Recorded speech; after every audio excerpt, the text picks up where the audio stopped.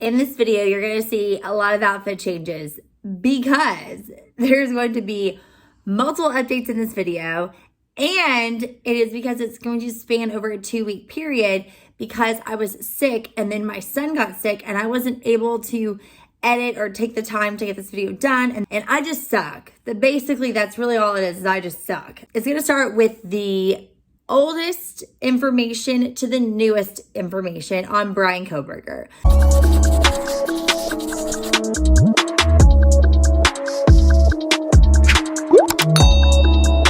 But before we get into it, as always, we need to introduce ourselves. I need to introduce myself. I am Elise Bradley. Welcome back to my channel. Thanks for stopping by, tuning in. If you are liking this content, please do all of the things. Like, subscribe, share, comment below, but be nice in the comments section, please, and thank you. Hit the bell to get notified every time I upload a new video. Let's start from the top. Ann Taylor is representing Bryan Kohberger as his public defender in his criminal case that is taking place in Idaho. I will never forget her name. Has previously represented the victims' family, some of the victims' families. Ann Taylor had represented Madison Mogen's father and stepmother in a closed criminal case and was actually currently representing Xana Kernodle's mother, Kara Northington, in drug addiction charges. Gosh, I can't get words out. And she was representing her at the time Bryan Kohberger was arrested. Now, a lot of people have speculated that this could be a conflict of interest because she was working closely with Kara previously before Bryan got arrested, and everybody is just concerned that this might lead to complications within the case. I personally was doing a lot of research and reading up on a lot of articles and trying to look at the laws and how they work in the state of Idaho because everything is different state to state. And it's in my opinion that the public defender's office all got together and decided that she was the best one to represent Bryan Kohberger's high-profile criminal case. Maybe because she was the most qualified. I think that it was an executive decision made by them and that she is just doing her job. Most likely these people crossed their T's, dotted their I's. They did all their research and all their background information on if anything would potentially be a conflict of interest for Ann Taylor to represent Bryan Kohberger, realized the cases that she had taken on, maybe understood that these cases could be taken on by other public defenders, and they decided that she was the best person for this specific case. I don't think they would have brought her in if they thought that it was going to be a conflict of interest and ruin the case altogether. But I did read that Xana Kernodle's mom feels abandoned, is what one article said, based on the fact that she did have to drop her because obviously she couldn't represent Xana Kernodle's mother as well as Bryan Kohberger at the same time. Another thing that I wanted to talk about was the death penalty. So this being such a high profile case, and most likely I think that they're going to go for the death penalty. I guess what I'm going to say, Kaylee Gonzalez's family has spoken highly how they would really want to go for the death penalty. Now, with the state of Idaho, the families do not make the ultimate decision right now whether they want the death penalty to be a part of the case or they do not want the death penalty. That is a government decision, and it's based off the fact that he has 4 first-degree murder charges right now and that he is being charged with the intent to commit those murders based on the evidence that they have accumulated on Bryan.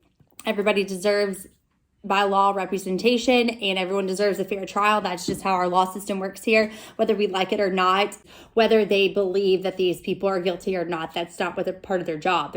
And when she goes in there to defend Bryan, they're going to be poking holes in the case. And that leads me to my next part of, I guess for me, when I hear about DNA and I hear about, his cell phone being pinged 12 times in the area, and I hear about his car being discovered amongst surveillance videos, I just keep going, wow, this must be like a slam dunk case. There's no way that no one's going to be a jury member and think he's not guilty. But the closer and closer I read up on him, the arguments, the affidavit, and listening in closely to a lawyer that represented Scott Peterson. Point is, I'm going to go through a couple of things that they're probably going to poke holes in when they go to trial. Look, preliminary hearing. I'm already thinking we're going to trial, you guys. Preliminary hearing, we're going to trial. I'm already thinking that. Don't you think they're going to trial? Number one, Dylan seeing him as the perpetrator in the middle of the night at 4 a.m. They're going to talk about things that debunk what she has to say. She said that the man had bushy eyebrows, was about this certain height. I mean, bushy eyebrows is not in a great description. We all understand that she could only describe him so well in a pitch black area wearing pitch black clothes. I mean, she's in the dark. He's wearing pitch black clothes. She's trying her best to describe his height, but she can't see really how he looks. But they're going to say, I mean, there's so many people that have bushy eyebrows. That's such a broad description to describe somebody. Also, it's 4 a.m. in the morning. How much has she been drinking? They're going to try to debunk what she has to say. And then, for instance, the shoe print that they found by Dylan Mortensen's room. They found a shoe print that was related to a Van sneaker, and they have not told the public yet if that Van sneaker was linked to Brian or that he even owned a Van sneaker. Also, they said something about waiting 6 hours to contact the police. We're not trying to be mean to these girls. Like, we're not trying to be mean to them, but waiting 6 hours gave this person who did this enough time to try to start going, where am I going to go to get rid of this freaking knife? Like, where are we going? There's a lot of places that he was able to get to in those 6 hours to dispose of it. But he did go back to the crime scene around 9 a.m. So it was less than 6 hours that he was back again seen around the area. But my point is that, you know, he did have some time. Another thing that they're going to mention probably is the DNA on the knife sleeve. The knife sheath. Knife sleeve. The murder weapon on the knife sleeve with the DNA evidence is trace evidence. So that means that he could have touched it and then it gone to somebody else and then it was transmitted to an object. So I'm going to say, so that trace evidence, I mean, can you really confirm that he was the person that did this murder, because it could have been somebody else. Another thing that they talked about is that the cell phone towers do reach a certain mileage. So even though his cell phone pinged there multiple times, they're going to say there is a good cell phone range. They said that the cell phone range could maximum reach 25 miles, but on average it's 1 to 3 miles. But just saying, he only lived about 10 miles from their house. So they're going to try to go, I mean, he could have easily been in and around the area, but not necessarily by them. And how can you prove that it was him in the car driving his car to the scene? Even though all of us are thinking, obviously it's him, but maybe there's a possibility that like he didn't do it, because look at all of these things that just could potentially make him not the criminal. They talked about how, you know, what is the motive behind Brian seeking these individuals out, even though they have consistently said that he followed them on social media accounts outside of Ethan. He did not follow Ethan that we are aware of, and these people did not follow him back. Even though you don't need to prove motive to convict somebody, they're going to use that against the prosecution. I mean, you all haven't even figured out how they are connected that we're aware of. Now, there might obviously be more evidence in this case that we don't know. And of course, I'm hoping there's more evidence that the public doesn't know. What they're going to have to do next is to figure out, they just really need the freaking knife. Let's be honest. They really need the knife. But let's also be honest, man, that thing is in the bottom of some lake that we ain't going to be able to find. And they did get a warrant to Brian Kohberger's residence, his apartment building. And they assume that he lived by himself because neighbors never saw anybody else that lived at the apartment. And there was only one person receiving mail, and that was Brian Kohberger. So they did a search warrant on his apartment, and they also did a search warrant of where his office was. He did share it with, I think, 3 other grad students, but they didn't end up seizing anything from the office that he worked at. They didn't seize anything. But when I read that he actually shared that office with other people, I was like, there's no way he kept anything in that office. But these are the things that they seized from his apartment during the search. So they seized 15 items from Brian Kohberger's apartment. It included hair, receipts, dust from a vacuum cleaner, the fire stick, a computer tower, and disposable gloves, and peculiar stains. Let's talk about the fire stick. I was like, why would they seize a fire stick? But apparently it stores information, like searches, into a memory bank on these fire sticks. And I didn't realize that. So I guess it would be a good tool if they found certain things that he was searching or placing into the memory part of the fire stick that could be utilized in court. The computer tower, obviously, you know that a computer tower is going to hold a lot of things onto a hard drive, and that is going to be good information that they can gather. Obviously, the receipts are always a good thing. Like, what did he purchase on these receipts? It looks like he went to Walmart and Michael's, but they're going to look at those receipts and see if those were anything that would have been used against the victims or anything that they would have potentially found at the scene. Also, he appeared to have nitrile gloves, and you would think that somebody that was going to commit a murder like this would obviously use everything disposable that he could, because there was going to be so much blood splatter. But, you know, with COVID is going to come into play a little bit here, I think, personally. And maybe you think so too. I don't know. But if I was somebody that was representing him, I would probably think, well, he has these gloves because he's afraid of getting COVID. There's a lot of things that he can probably even take back to say, well, that was for my major. Like, I was researching this for my major. The stains were interesting.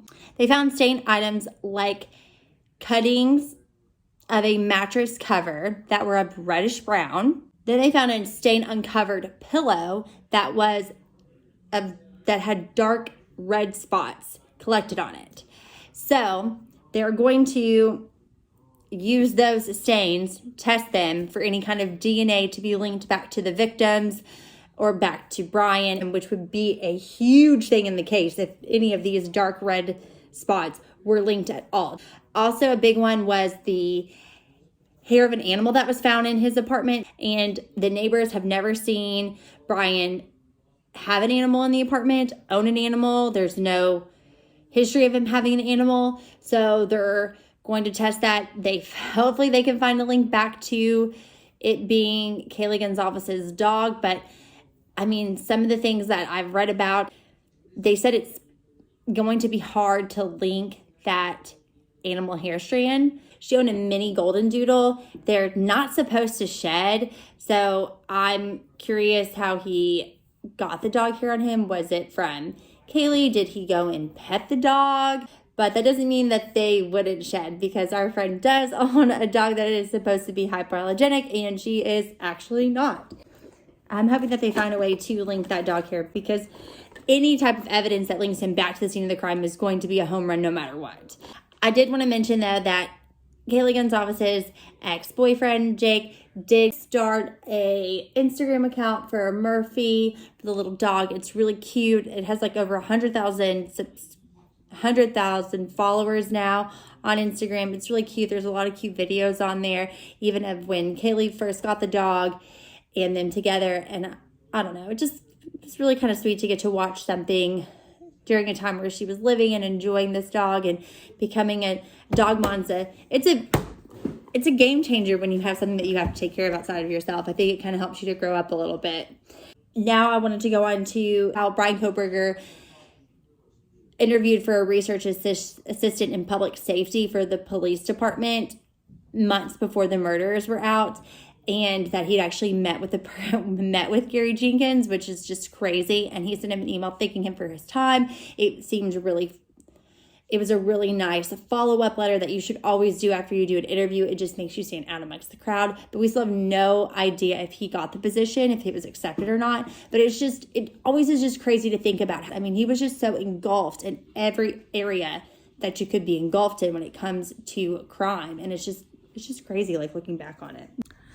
So there's some new information that has come out about the killings from a source that the perpetrator, this source stated that the killer did take out Kaylee and Madison first, and then went to the second floor to kill Zaina and Ethan.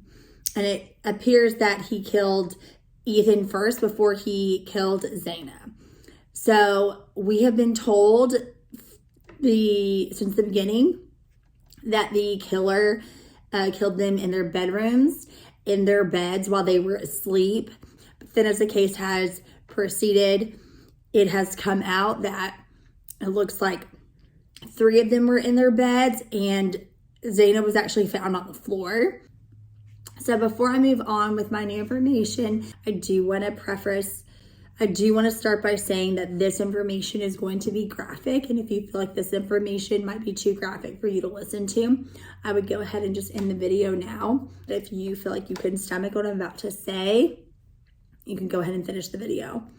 So allegedly, Ethan came out of the door and into the hallway area. So he came out of the doorway and encountered the killer.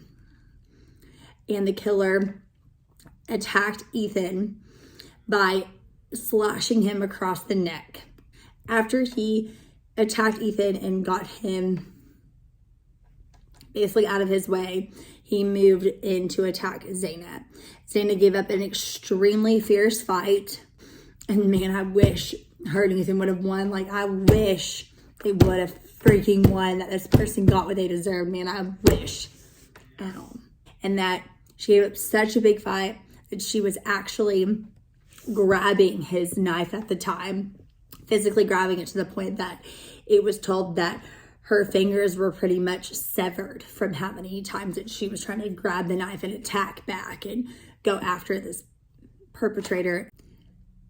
But the only thing about this information coming out is that it doesn't directly align with the information that we were given from the beginning by the coroner or the police officers. In what they were saying, that the victims were all stabbed. None of them had any slash marks on them, but all the other videos that I had seen previously and all the other information that I had looked up and all the sources had said that Madison, Kaylee, and Ethan were all found in beds, and that Zaina was the only one within a month ago that was not found in her bed. We kind of had to figure out that Zaina was awake because of the timeline of her ordering food through DoorDash, her being on her phone during the time of the killing, that you had to have known that she wasn't asleep when this person entered the home and entered her bedroom. So I just wanted to say that this information has been given to us. It is not confirmed, so we'll just kind of have to wait and see. But Zaina fighting back has been something that has been said since, I'd say, since pretty much the beginning. So anyways, we now know the person that actually discovered Ethan and Zaina's body is the one that had used Dylan Mortensen's phone to call 911. So the person that discovered Ethan's body was actually his best friend, which is awful. I can't even imagine discovering my best friend at all. He went into the room and he checked Ethan's pulse and realized that there was no pulse. And then he spoke to 911 dispatcher, and he is the one that reported that there was an unconscious person. So we can't really be stuck on the unconscious part, even though we all were kind of wondering why that verbiage was used. But I'm sure that in a horrific situation that you just say the first thing that comes out of your mouth. I mean, I don't really know if you think about it in that much detail. So I don't think we should really be stuck on what was said, but more importantly that it was Ethan's friend that discovered Ethan and Zaina's bodies that morning, that afternoon. We do not know who discovered Maddie and Kaylee's bodies. Moving on, Dylan Mortensen has come out to say there's a reason behind why she did not initially make a 911 phone call after she had witnessed Brian Koberger walk past her in an all-black attire. She is saying because she did not feel frightened, that she thought it was somebody that was randomly walking through the home because they had a lot of people come in and out of their home. And she thought that the noises that she was hearing were just her roommates partying late into the night, early morning hours. She didn't feel uncomfortable enough or scared to call 911. The reason why she locked herself in the bedroom is because she wanted to just protect herself while she went back to sleep, which, you know, sometimes you just lock your doors because if you've witnessed a random person walking throughout your home, in your mind, you're like, I don't really want some random person walking into my bedroom while I'm sleeping, so maybe I'll just go ahead and lock my door just to be safe because I just want to go back to sleep comfortably. That could have been definitely the thoughts that she had. But an expert reported that sometimes your memories will weaken as time moves forward, which is definitely possible, and that there can be contamination in those memories based on things that you've heard or people have implied or said to you, that you might change how you viewed and remembered certain events. And I honestly think you could definitely compartmentalize things that have happened, that if it did frighten you, maybe you try to put yourself in a state of not being scared because you talked yourself into, I'm sure it's fine. Like it's probably just somebody randomly here that was at the party with a couple of those girls earlier, or was at the bar with the girls earlier, or they were with Ethan and Zaina and maybe there was like some joke. I'm just sure that Dylan spent time kind of piecing together a way not to feel scared or worried. And she put herself in a state of comfortability. She eased her mind, and that's why she never made the phone call to 911 in the first place. And honestly, her making that statement just, it helps you understand a little bit where her mind was at after she encountered Brian Koberger, especially because he didn't do anything to her. He walked right past her. And like I said, if you haven't heard of a homicide in your town for 7 years, I'm sure that you're thinking it's probably all good. I'm sure you're not thinking, yeah, my roommates are definitely getting stabbed to death in my home. Now, I know we all will have our opinions about what we should or shouldn't have done during that time or what we could have done. But in all honesty, we don't know what we would have done. And so we just have to understand that we need to have grace in every situation, especially in situations that we have never been put in ourselves. Next, I want to talk about the fact that Brian Koberger was terminated as a TA. Terminated. Gone. And it is because he had multiple altercations with a professor that it looked like went back to September. He was warned multiple times of working on improving his relationship with his professor, all the steps that he needed to take to keep his TA position, and a way that they could all work together to achieve their ultimate goal. I mean, he hadn't been a teaching assistant for very long. He had not been working closely with this professor for long at all. I mean, if this started taking place in September, I mean, he was with him for a month or two? I mean, it couldn't have been that long. He had just moved to Pullman, Washington in June. So when did his TA position begin? I mean, not that long, and he was already having issues with the professor. And it's probably because Brian thinks very highly of himself, in my opinion. I mean, from everything that I've read and heard about him, he definitely thinks he knows a lot. He would give women poorer grades than men. He would be a lot harsher on the females in the classroom than the males in the classroom, according to sources. So he clearly, did not have a good relationship with females. I mean, from what we've heard, to get an altercation with a professor, even if you didn't agree with him, knowing that probably that position that you were given was helping pay for your school and your PhD program, so you probably needed to keep it. You couldn't figure out your ego and make it work. December 19th, he was terminated from his position. So, in all honesty, could he afford to go back to school if he was able to continue? I don't know. And it also explains why they didn't find anything in his office. And I'm going to finish out the video and say, He's receiving love letters from women. One in particularly has posted up about how she feels about Brian Koberger on Facebook. Maybe she's seeking attention, seeking notoriety. I don't know. But we all pretty much saw this coming. If you follow any type of crime, we all know that when a high profile case takes place and a person is put into custody and is waiting trial or has been convicted of a crime, they have women coming after them and writing love letters and trying to meet them, be with them. I mean, there are plenty of murderers that have gotten married in prison. I don't really know what to say about these women. I just don't get it. But to each their own. Anyways, lovely talking to you guys. Bye. Have a wonderful day. Have a blessed day. Stay safe, stay kind, and stay aware. I'm gonna end this video with, I love you guys. Have a good rest of your week. I'm really sorry I did a really bad job making this video super long and with 100 different updates in it, but love you guys. Take care and bye.